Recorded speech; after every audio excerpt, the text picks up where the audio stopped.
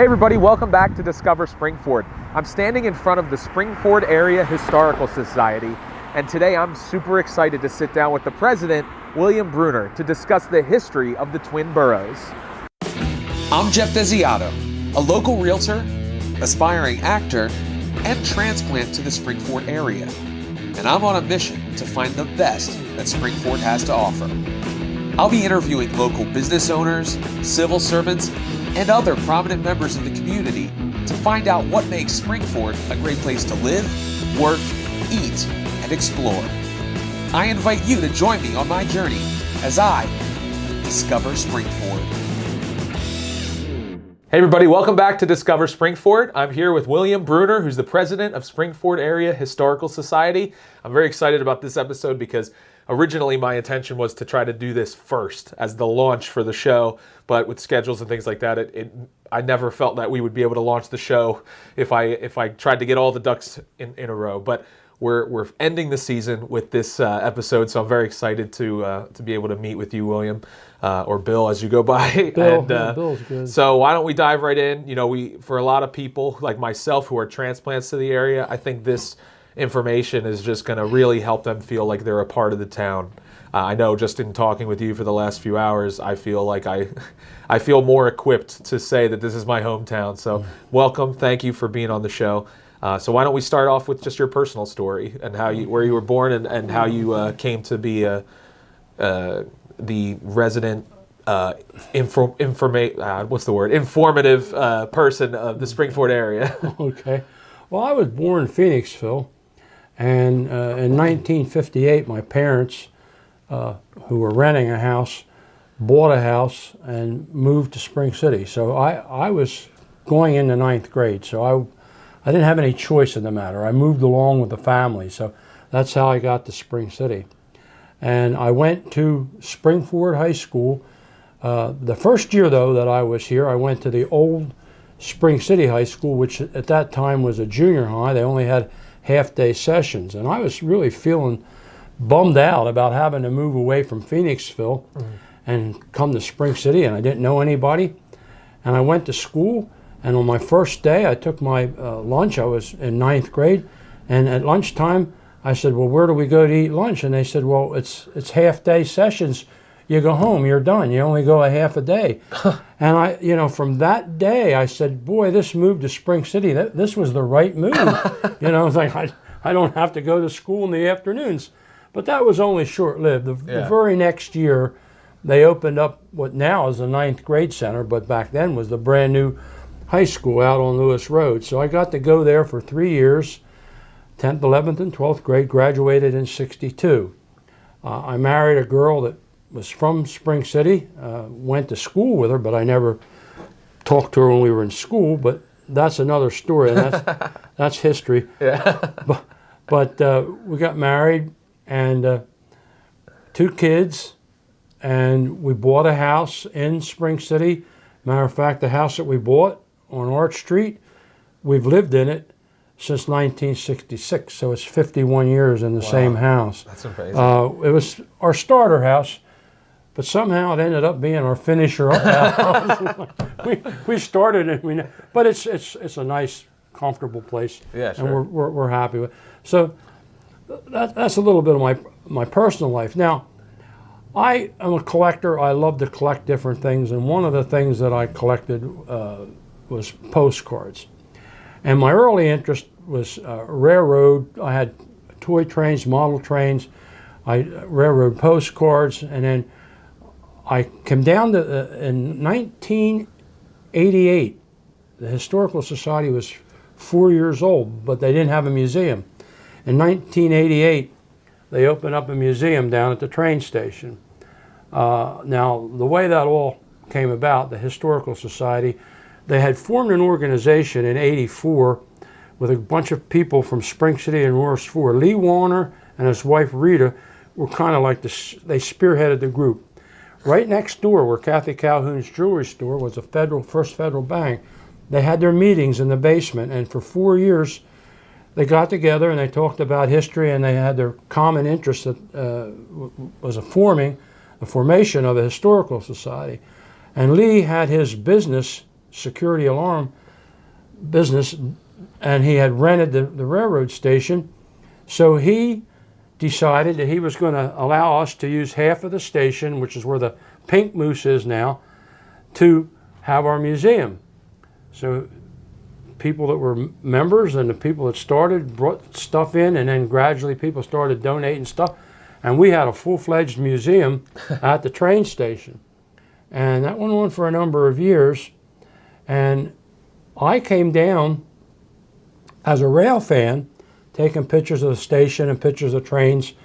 And a guy by the name of Lawrence Shaner, he was a town historian. And I mean, that's a name that you don't get by election. It's kind of given to you. Right. And he came out and he said, "What are you doing, son?" I said, "Oh, I'm just taking a picture of trains." He says, "Well, come on inside here."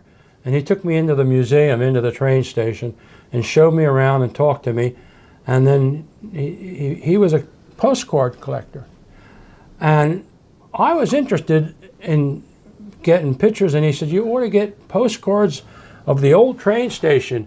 And he got me interested in collecting postcards, and I started out collecting pictures of photographs of train stations, and then it evolved, and the evolution was rather quick. It evolved into collecting postcards of Spring City and Royersford. And within a year, I joined the Historical Society, and 2 years later, from the time I first met Lawrence, I became a board member. So I've been a board member since 1990. Wow. And my postcard collecting evolved into Spring City, Royersford, and Phoenixville, where I was born. And I would, before the days of eBay. Right. You don't sit at a computer and punch a couple buttons and you bought it. No, you had to do the legwork. And I would go to postcard shows, Railroadiana shows, paper shows up in Allentown, all the different Renninger's flea market, you name it, I would be there. And I would save up money, and anybody that knows me, if I go to a flea market with $100 in my pocket that I saved up to buy something, I'm coming home with $100 worth. I'm not coming home with money, I'm coming home with stuff. So when I would go out looking for Spring City postcards, if I didn't see any, I might buy Royersford, I might buy Phoenixville. But I bought postcards and brought them home. And I have a room, one of our bedrooms that's not being used, is my postcard room, and I have albums and albums full of postcards. I go to auctions and buy collections, and my aunt gave me her collection. It just snowballed, and so the postcards was what really Lawrence Shaner got me into the museum, got me interested in postcards. He was a big collector, so we shared that hobby, and that was what really got me going. In 2001, I retired. Now, I worked for the state, and I retired early. What type of work did you do before you retired, for the majority of your career? I'll give you my work history. Sure. I started out when I got married, 18 years old. I got a job at the bleach company in Spring City. I remember it well. I got $1.35 an hour. I worked at the bleach company for a very short time. I needed more money to wife and having a family on the way, and I got a job at Firestone Tire and Rubber, which is up in Pottstown, and I worked there for 18 years, and I was basically member of the union, and I worked at different parts of the factory, and they closed, and then when they closed, I had to look for other employment, and I ended up getting a job as a service manager for a commercial lawnmower distributor, Lumma Supply. Did that for 3 years. They were on the verge of bankruptcy. I got a job working as a regular service manager at a car dealership, Wagner Auto. Earl Wagner, who has now passed away, hired me, and I worked for Earl for 10 years. And then another company bought him. Well, he sold the business. Another company bought it out, and I stayed with them for a couple years, and then I left there, and I got a job working for the Commonwealth of Pennsylvania. I started out as a energy assistance worker. They call it the fuel program, where during the winter you give people assistance with their fuel. I thought that was the best job in the world because I worked 6 months a year, and then they laid you off for 6 months. You get more time off than a school teacher. And I did that for 2 years, and then they came up to me, and Mrs. Byer, who was the director of the office, Chester County, and she says, Bill, I'd like you to be a caseworker. I said, I don't have a college degree. I said, I can't do it. Oh, yeah. She said, you got 10 years of interviewing experience, and you've been in the union for 2 years. And I stopped, and I thought, interviewing experience? She said, yeah. She said, you were a service manager for 10 years. Didn't you talk to people every day? I said, yeah, I talk to people every day. She said, that's interviewing. I said, oh, yeah, you're right. And then she said, well, and you were in the union, because I had to be in the union in the job that I was doing. So she said, the union, 2 years in the union, 10 years experience, you're eligible to take the civil service test. So I went up to Harrisburg, I took the civil service test, and I got my score, and I looked at it, and it was an 87. I was, oh my God. Because back then, the what do you call them? The counselor, the person that was hiring, they had a strict framework, and they would only hire people that had a score of 90 or more. I had an 87. Yeah. I'm not getting hired. Yeah. No way. And so I was happy. Yeah. I'm going to stay in LIHEAP. I'm going to do my work for 6 months. I'm going to collect my own employment and go to the movies in the summer. Yeah. Can't be all bad. And one day Mrs. Byer comes up and she taps me on the shoulder. She said, Bill, wear your suit and tie tomorrow. You're going for an interview. I said, what are you talking about? She said, three directors are coming in here tomorrow to interview you. I said, you're mistaken. I said, I didn't make above 90. I only made 87. She said, no, you got a 97. 97? She said, come here. And I went in her office. Here, I didn't know this, if you were a union employee, you got a 10-point bonus, just like if you were a veteran. Now, you may have heard this at veterans in some places when they go for a job, especially for the state gives them a preference. Well, that preference is 10 extra points on their score. Oh, okay. So I got 10 points onto my score. So the interview was easy. Yeah. I aced the interview, and they hired me, and I became a caseworker. And then I had to go to school down Philadelphia. Went down every day on the train. Once I learned how to be the caseworker, I came back, and I was the youngest caseworker in the office, and they had a new job search workshop. They had a new welfare program that included a job search workshop, and they needed somebody to teach the workshop. Nobody wanted that job. So here I go. She said, well, you're a new caseworker, but you're going to be the job search workshop teacher. You got to go up to Penn State. They're going to teach you how to conduct the course. So now I'm up at Penn State. I come back, and for 10 years I taught, well, almost 10 years I taught the job. The last year they moved me to a different position, but I did the job search workshop for most of the time that I worked for the state. So you were training people how to find a position job. themselves to, make them an attractive candidate for a job. That's cool. Exactly. And the people were under a mild threat that if they didn't come in and cooperate, they wouldn't get benefits. Oh, okay. So, I mean, it wasn't like when you go to school and you go play. No, you better go. So they came and they listened, and we had videos that we showed them. And, I mean, some of the basic things that the average person, I hope, would take for granted, like being on time, looking presentable, But there were other skills, like when you're talking to an employer, don't tell them that you really need the job. Yeah. you got to tell them what you bring to the job. Right. So all of these things that they taught me, I had to teach the clients, and I enjoyed it, and I had some success, and some of the people actually were trying, but I enjoyed the job, and it really, I got to do the casework job for about a year after they took me off the job search program. The job search program was a good program. All those people that turned it down, they turned down what I think was a good job. Yeah. But you have to enjoy what you're doing. So in I guess it was in 2001. They came up to me and they said, "We got one more move. We're putting you in intake." I said, "No." I said, "I've been here 10 years.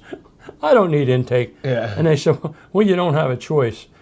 And I went back to my desk. I picked up the phone. I called the retirement counselor. I said, "Hey," I said, I've been working here for 10 years and I'm 57 years old. I said, "I'm pretty sure I can get a pension." And he said, "Well, yeah, it won't be the same as somebody that worked there 30, but you're eligible for a pension." I said, "Good, I'm retiring. What do I have to do?" And he said, "Well, I got to get all the paperwork ready." And he called me back that afternoon, and I got a lump sum settlement, and I got the figure that I was going to get every month. And I said, "Well, yeah, I can live on that. And when I'm 62, I can collect Social Security." So I retired. I was only 57. And when I retired, I needed money to supplement.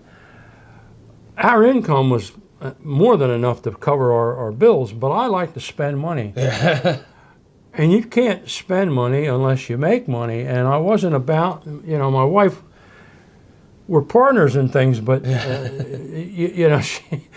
she said, "If you're going to spend money, you better earn some money." That's right. So I started selling postcards on eBay. And I went to postcard auctions and I bought postcards. And then in 2003, when I did my first book, the Postcard History Series, I got a lot of publicity, and my story was in one of the Philadelphia papers and local papers. And then even though I didn't really consider myself an expert, I started getting people that would call me up wanting me to sell. They wanted to sell their collection to me. And I mean, I remember going down to Chestnut Hill and Ardmore and different places where I went to look at people's postcard collections, and I said, "Well, you're not going to like what I'm going to offer you for them, but I'll make you an offer, and if you want to sell them, I'll buy them, and I won't feel bad if you don't." Then I bought some pretty nice postcard collections, and the thing about collecting postcards is that you can go to an auction, and you can buy a box of postcards for $40 or $50, and you come home and you go through it, and these Indian postcards, Seminole Indians, are these dirigible blimps, Zepp, whatever, the Zeppelin. There's a Hindenburg postcard. That's worth money. You get to realize what is worth money and what isn't. Right. Halloween cards are great. I sold a witch on a broomstick. It was a naked witch, but it was a black silhouette. So and it was printed in 1910. I mean, you could put this on TV today. Yeah. but I sold that on eBay for a friend for $134. Oh my word. Oh my word. So you kind of have to, you buy the bulk and then you sift through it to see what's worth. You buy a box of postcards, you get 2,000 postcards, and then you sell 20 postcards and you make $100, and the rest sits in your room. Right. And they accrue and they come. And the postcard market really, in the past 10 or 12 years, has bottomed out. Yeah. And cards that I paid, train station cards that I paid $20, $25, they're going for $5 or $10. So it's bottomed out. Yeah. But I got to do something with my postcards. I got to put them in my books. Yeah. So there wasn't a total loss, and I enjoyed collecting postcards. So I'm into the Historical Society. In 2003, I do my first book. Bob Weichel, who passed on, he wanted me to be president, and I always told him no. And matter of fact, early on when I first joined, he made me vice president, and then the next year he said, "Now, you got to be president next year." I said, "No." He said, "Well, then you can't be vice president." So I served 1 year as vice president, but then after I retired, I told Bob, I said, I'll be president if you want me to. Well, I've been president now for 13 years. Bob's gone. Nobody else really wants the job. It's not like, I'd love to have somebody come forth and step up, but I've been president all these years. And a lot of things have changed, a lot of things have happened. But our biggest problem here, you might think it would be financial. It's not financial. I mean, we need money to operate, don't get me wrong. And the Rotary gives us money, and the Borough gives us money. And our membership We have a loyal membership that gives us money. But our biggest problem is people. Right. We can't get young people involved. It's hard to get. We have one girl now that's going to do some work here in our library, but like hosting. We've gone to a winter schedule, and that was partly because of people volunteering to host. We're still open Wednesdays from 11 to 3, and we're open Fridays from 11 to 3. That's every week. Yeah. But our winter schedule for Sundays has dropped now to the first and the third Sunday. I do the first Sunday of every month, and Dick, Marshall, and Joan do the third Sunday. And we just don't have enough volunteers to cover all of them. Of course, Right. Saturdays and Sundays are premium days. Yeah. But just to find, there's a lot of good people in both of these towns that would be perfectly capable of coming over here and are interested in history. But it's just that they're so busy and they're involved with so many other things, and they don't really have the time to commit to doing the stuff Right. at the Historical Society. Our guests, when they come into the gallery, first thing they see is this cabinet, which is recent donations. And everybody that donates something, they like to think that it's going to be on display. Right. And I explained to them that we try to put everything on display, but then after a while, a decision has to be made. Is it going to be put on permanent display somewhere else in the museum? Is it going to be moved into storage, which would be on the third floor of the house? And so we try to put recent items on display. Everything in that cabinet has been brought in within the last year, and some of those items will be moved to different areas, but we do that to try to put things on display. Now, some of the books and whatnot, they're not going to, they're there because they were donated, but they're going to be filed away. Yeah. Whether it'll go in the regular library or on the archives room on the second floor. But all of those things are recent donations. 90% of what you, well, I guess 95% of what you're going to look at in the museum is donations. Wow. We have a very small acquisition budget. We don't normally spend a lot of money purchasing items because stuff is donated all the time. Our donation policy, we just recently changed it. We only accept donations. We don't accept loans or temporary things. When you bring an item to us, you are giving it to us. You're signing the paper that we now own it, and we have at our discretion to put it on display, to put it in storage, or if we end up with 2 or 3 of the same item, we might choose to sell it. But we will not, in any circumstance, give it back to you. Yeah. So if you have any idea that you don't want to donate it, Yeah, just that makes it a cleaner break, probably, right? But Just cut them off. it's much better that way. We've had a few items that were given to us in the past, and then time goes by and there's a discrepancy. And if something is of value, if the person has children, the children usually want it, not because it's a family keepsake. No, unfortunately, there might be some money involved. Yeah. And we have a few items like that caused us to change just change it. change our policy. But we don't purchase. We purchased a few stoves for our collection, and we have a large collection of stoves, and that was a large purchase. We ended up spending $3,500, but that's the exception to the rule. We budget like $400 a year for acquisitions, and if something goes on eBay that I think we absolutely have to have, I'll talk to the board and we'll bid on it. James Rogers stoves were shipped out on canal boats, and they stacked the pallets one on top of another, and each pallet had a 9-piece cast iron stove. This was a wood burning stove. Now, most of these stoves that you're looking at down here were coal burning. There's a difference because the wood burning stove has to tolerate the larger amount of heat that's given off.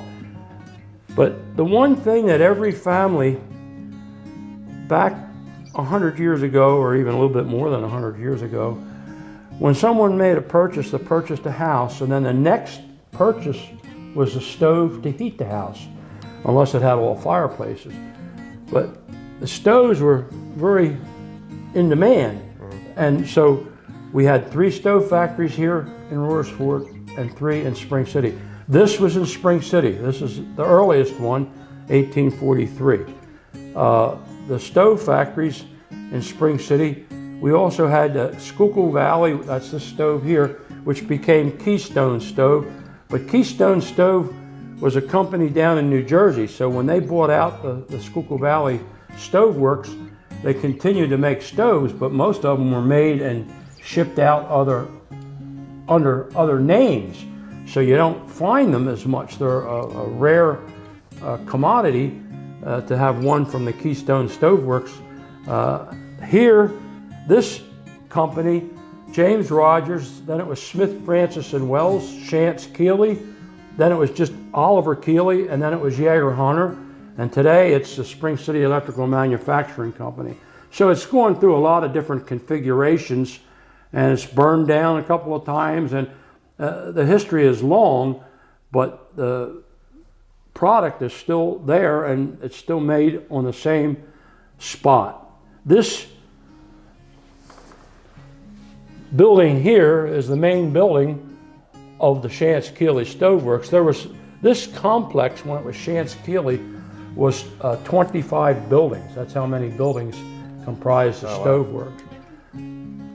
This is one of the 7 stoves that we bought from Bill Pengally's estate after he died.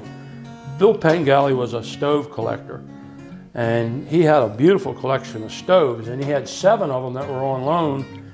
This one was another from his collection, Buckwalter stove right here. And he had 7 stoves that he had left us borrow, and when he died, I said they're going to come for the stoves, and they did, and then we negotiated, and we bought all 7 of them for $3,500. Wow. The rest of the stoves, and there's a lot of them here, were all given to us, and we have them all on display. There was a lot of different models. These, people call them kitchen stoves, but a lot of the families that lived in the Royersford and Spring City were blue-collar families. A lot of them lived in half a doubles. And a lot of them, if they had one of these stoves, that was what they used to cook on, and it's also what they used to heat the house. Wow. When you look at some of these other fancier stoves, like that one back there, or any of these, just these here, those would have been, the wealthier families would have had more than one stove. They'd have had a kitchen stove, and they'd have had ones in the bedroom, and you know, however many fireplaces they had. I would imagine the ones that weren't used for cooking were the more elaborate ones, because they were more like a piece of furniture kind of thing. Yeah. Well, they even got to the point, in the beginning, just like cars, all the stoves were black. Yeah. But then they got the enameling process, which was done, and they did that at Buckwalter and at Floyd Wells. Floyd Wells is the 2nd largest manufacturer of stoves in Royersford, and they lasted up until the 60s. And they refused to get into electric ranges. They sold, you know, the coal stoves first, and then the gas ranges, but they never went into electric. Electric was something that they didn't want to get into. And electric really, as a child, I remember watching television in the 50s, and they were advertising electric ranges, you know, Hot Point and Westinghouse, and they were really making inroads into selling people electric ranges. And you know, they just Floyd Wells, the Bengal stove range, they refused to get into that. Yeah, it's hard, I imagine, as you know, these industries, whenever there's a big boom of a new wave of something, you have to weigh whether it's worth the expense of taking on the new technology and all that, or if it's just going to be a temporary fad. You really can't predict.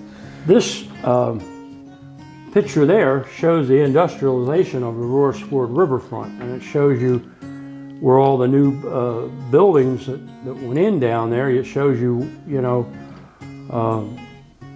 some of the buildings that were there and you know what it looks, you go down and look at it today, but all of those pictures were from industries that were down there. Can you tell me a little bit about the like the first families? I know we talked about the books and the history, and a little bit about the Lewin family, the prominent names of Royersford, Spring City. We'll take each town first. Yeah. We'll start with Spring City. Of course, the Royers brothers were in Spring City. They came around 1800. They each built a house. So Spring City was basically two farms. Bridge Street, which is a street that we come in from the traffic light at Old Jones Motor into the traffic light at the Wawa. That street was the street that divided the two farms. And then when the bridge was built, it was a street that took you to the bridge. So we got the name Bridge Street. Yeah. Those two brothers lived here. The canal came through. There were two prominent men, and maybe three if you want to throw in Caspar Francis, but the two big names of the men that were very important in the founding of Spring City was James Rogers and Frederick Yost. Frederick Yost bought the house that the Benjamin Rogers lived in. That house was torn down when they built the Rife Shirt Factory, which is now the Flag House. It became a flag factory, and then now it's a senior citizens apartment. It's the Flag House. That house sat on the corner. Frederick Yost had a lumber yard, a coal yard. He had a grist mill that was right down at the river. Frederick Yost was an important businessman and one of the founders of Spring City. The primary founder, if you had to pick the number one man, is James Rogers. James Rogers, his father lived out on the French Creek in East Vincent, and Spring City is carved up out of East Vincent Township. At one time, it was East Vincent Township.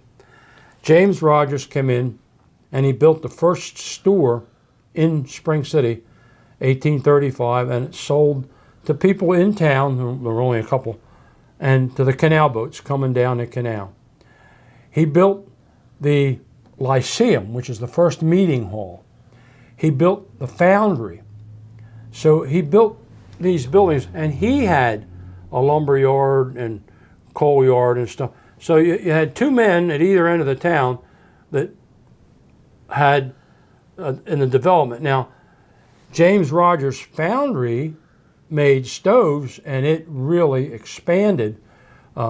Yost had the stores, but James Rogers really contributed.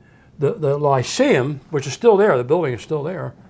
In the early days of Spring City, all the churches, when they first got formed, they met in the Lyceum because they didn't have a church yet. They didn't have a building. They had a congregation without a building. They met there. All of your fraternal groups, the Masonic Lodge and whatnot, the Junior Order of Mechanics, they all met. They built, the mechanics built a building there, but everybody met at the Lyceum when it was first put in town. It was, and then you had Mechanics Hall, which was a little earlier, was just right up the street, but the Lyceum was very important. James Rogers built that. James Rogers lived out on Brown Drive, and that house is still there. That's a historic house. You can go out and look at the stone house. I did a story about that in one of my newsletters. So James Rogers and Frederick Yost, and then another guy was Caspar Francis. He was a first Burgess, and when the Rogers Stove Company closed up when he died, and Smith, Francis, and Wells Francis, the middle name was Caspar Francis, and he was a Burgess, and he was involved with Spring City, and he was also involved with the Stove Works. But those are the three names, and then the Royers brothers lived here. The Royers brothers, we'll go over across the river now. We'll go over into Royersford. Royersford, before it was developed, was farmland, and you had three major farms. The Latshaw farm, the house is still out here. The Latshaw house is out Sixton, Maine, right next to the ice cream place. Nelson's Ice Cream sits back. White House. Yeah. That was 1855. That was the Latshaw farmhouse. Now, Natural farm, that's number 1 farm. Down at the bottom of the hill, if you go out 3rd Avenue, in other words, you go down to 3rd Avenue and hang a right, go out there a Y, on your left is the Bergstresser House, that built in 1818. It's got a name, stone marker up on the top of the house, big white house. It's still out there. You can go see it. The Bergstresser. Yeah. All 3 farmhouses are still here. Wow. You can go out 2nd Avenue, down towards Victory Park, and look to your left, and you'll see the Custer Mansion. Big. It's a two houses now, but it was the Custer Mansion when it was built. That's the 3rd farm. So you had 3 farmers in Royersford, and it was farmland. Once again, carved out of Limerick Township. Yeah. Before Royersford existed, this is Limerick. We're sitting, and then Royersford was carved out. Now Royersford was here long before the 1879, it was here before that. But that's when it became official. That's when people got to pay taxes. Yeah. a lot of the farmers weren't too happy about that. Yeah, I'm sure. But anyway, the railroad came through, Philadelphia Reading Railroad came through. In 1838, everybody got wind that the railroad was coming through, and a lot of people were scared to death that the fire from the engine that spewed fire was going to burn their house down and their fields. I mean, a lot of anxiety about the railroad coming through. They didn't want that railroad coming through.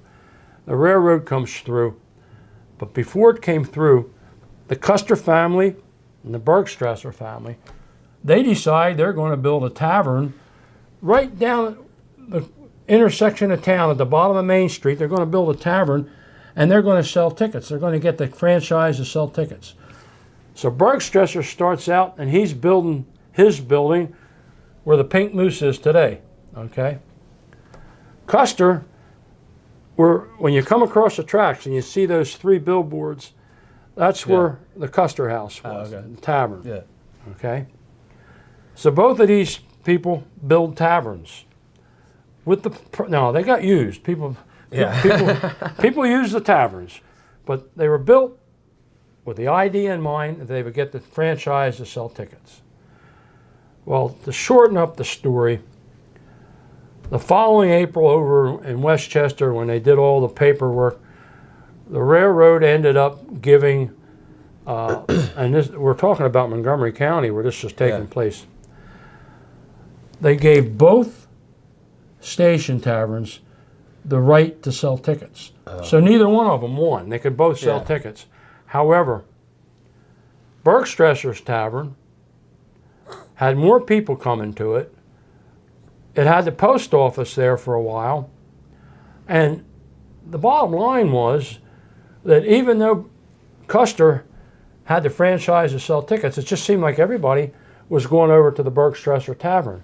So they quit altogether. They're still a tavern and a hotel and whatnot, but they didn't sell tickets. Bergstresser got very tired of the fact that he had that, and he sold it to Daniel Schwank. And from that point forward, it was Schwank's Tavern. And it was Schwank's Tavern up until 1931, so it was there for a long time. Yeah. And that was the train station. Now, after the tavern was given the franchise and it became the popular place, people from the Philadelphia and Reading Railroad came down, they went into the bar, went up to the bartender, and they said, "What do they call this place?" Because there's only a couple of farms here. Right. You know, what do they call this place? And one of the guys that was sitting at the bar said, he said, "This is Royersford." He says, "Right down there, right out in back here is the boat, the flatbed. That's the Royers brothers' boat that they take people across the river. It's Royersford." So Royersford was named by the railroad. They came back later that week and they hung a sign. Well, I don't know if it was that week, but they hung a sign that said Royersford apostrophe S, Royers apostrophe S Ford, 2 words. But the railroad put the sign. All the books that you'll read will tell you that the first sign that was ever hung in town named it Royersford. It was the railroad.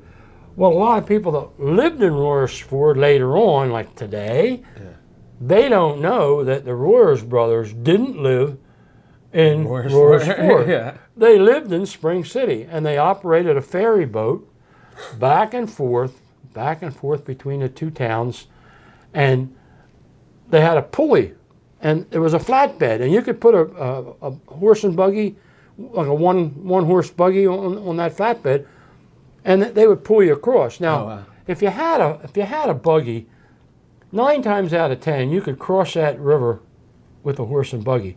And you asked me about the Pennsylvania Railroad trestle that comes across the Royersford. Well, in the summertime, you can't probably do it now, but in the summertime, in July or August, when the river's low, if you stand on the bridge and look up towards that railroad bridge, in front of that railroad bridge, there's a natural shelf. It's a stone shelf, and it's almost like a slab. And you can go up there, and before the Royers had their boat, a ford was just a place in the river where you could go across the river where it was low, the water was low. Yeah. And people that were going from Spring City to Royersford and back could walk across. The water would be up to their knees, or maybe not even up to. You could walk across, and if you look in the old maps, it was called Hippelsford. Oh, really? Because the guy that owned the property was Hipple. Yeah. And then when the Royers were there, they owned the property, then it became Royersford. But they also had a boat that would take you across, and it was only 3 cents, and they would tow you across when the boat would be on one side, then they could bring it back with the rope. But that was how Royersford got its name. I'm glad we're not Hippelsford. I think that would be a harder sell, right? Royersford has a better ring to it. I'll tell you something else about, a lot of people don't know this. Royersford is the only Royersford in all of the United States and all of Pennsylvania. There's only one Royersford. If you do a search on eBay, you don't have to write in PA. You don't have to write in anything. Yeah. You just type Royersford. It's one of a kind. That's Spring awesome. City, a bunch of Spring City. Yeah, there's one in Texas, I think. Right? Yeah, there's one in Tennessee. There's a couple of Springs. Yeah. Spring City didn't start out as Spring City. It started out as Springville.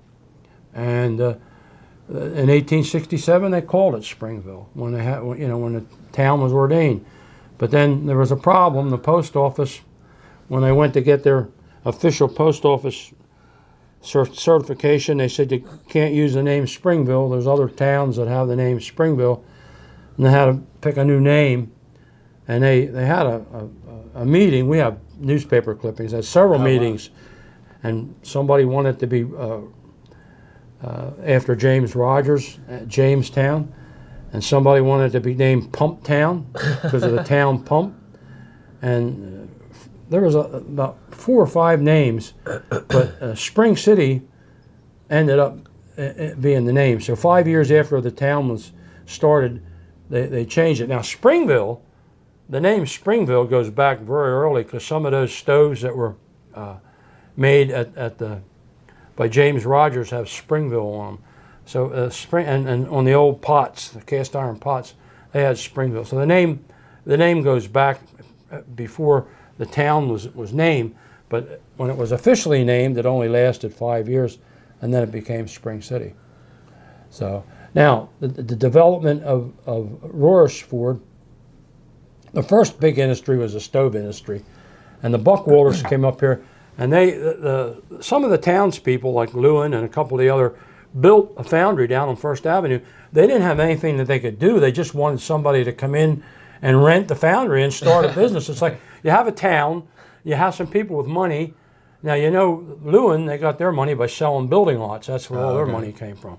They got, and that's part of the story, when William Lewin, the wheelwright, married Rebecca Custer, the big farm over here, their father sold to them at a very small minimal amount of money, 31 acres of ground, which is 5th Avenue and Royersford out to Lewis Road and out almost to Vaughan Road. That was part of the farm. He broke up the farm for his oldest daughter. And William built this house, and then he took all the ground from Fifth Avenue out to Lewis Road, and he divided up into lots. We have his maps. He sold them off, and the church. Well, the Lutheran church was over here, and then this is a newer one about 10 years later. But he gave the church money to build the church. He gave the borough money to build a school, and people. I read somebody wrote a story about him. Oh, I don't know, in the 30s or the 40s, and they're saying, what a wonderful, generous man this was. He gave money for the school and for the church. And I said, whoa, back it up a little bit. The guy inherits 31 acres of farmland, and he's putting houses on it. And what's going to sell your house any better than having a church and a school? You know what I mean? Yeah. The guy was a businessman, and I'm sure that the borough appreciated the ground for the school, and I'm sure the church welcomed the ground for the church, and I'm sure William Lewin and his son John Milton. John Milton was still selling off ground after his dad died. They were still selling building lots. They were real estate people, and that's how they got their money. But they realized that in order to make the town grow, they had to attract industry. And it was an easy attraction with the railroad running through town. But they actually built the foundry building on between First and Second, and then the Buckwaters come up, and then they, after 10 years of leasing, they built the big Buckwater Stove Works. So the first really major industry in Royersford was the Buckwater Stove Works. And that went on to employ 1,200 people, and it was the biggest of all 6 foundries, 3 in Royersford and 3 in Spring City. The other foundries in Royersford that competed with Buckwater was the Floyd Wells Company, made Bengal ranges, and Grander Stoves. Grander Stoves is the one that John Milton Lewin, the son that got his start as a shoe store, he ended up owning a third of that stove company, and they were successful. So you had 3 stove companies here in Royersford. They didn't start out making stoves. In the 1860s, they were making cherry seeders, a little cast iron thing that you turn, and it took the seeds out of cherries. And they made Buckwater made Champion 1 treadmills. And it was 1 horsepower. You put a horse on a treadmill, and the treadmill, the horse walked on the treadmill, turned the pulley, you hooked the belt to a threshing machine, you could use it as a threshing machine. But on the farm, if you had one of these Champion 1s, you could hook a pulley to a saw, you could hook a pulley to any number of pieces of equipment, and it was powered by a horse, one horsepower. And they made them. They were quality. They made a lot of them, and then finally they got into making the cast iron stoves. And by 1890, Buckwaters, it was just the Buckwater. J.A. Joseph Addison Buckwater was the chief man in charge, and it was a Buckwater Stove Company. But that was one of the big industries, early industries in Royersford.